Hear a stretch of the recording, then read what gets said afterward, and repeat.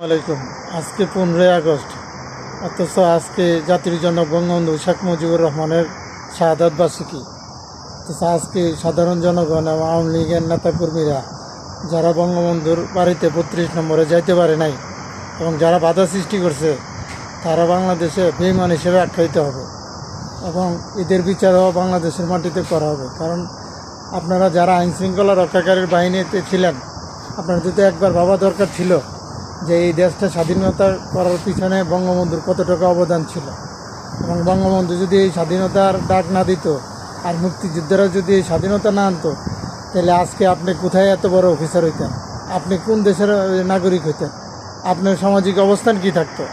কিন্তু আপনি এইগুলা কোনো কিছু না চিন্তা করে আপনি যে দেশকে লুটপাট করার জন্য যে একটা সরকার আসছে, সেই সরকারের কথা শুনে আপনি আজকে জাতির জনক বঙ্গবন্ধু শেখ মুজিবুর রহমানের এই শাহাদাত বার্ষিকীতে আপনি সেই সরকারের কথা শুনছেন।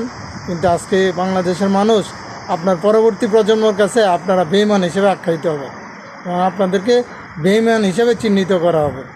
ঠিক আছে? আর বাংলাদেশ আওয়ামী লীগ ঘুরে দাঁড়াবে এবং শেখ হাসিনা ঘুরে দাঁড়াবে এবং সাধারণ জনগণের নিয়েই আওয়ামী লীগ সরকার গঠন করবে এবং সেদিন আপনাদের এই সব জবাব দেওয়া হবে। আসসালামু আলাইকুম। জয় বাংলা, জয় বঙ্গবন্ধু।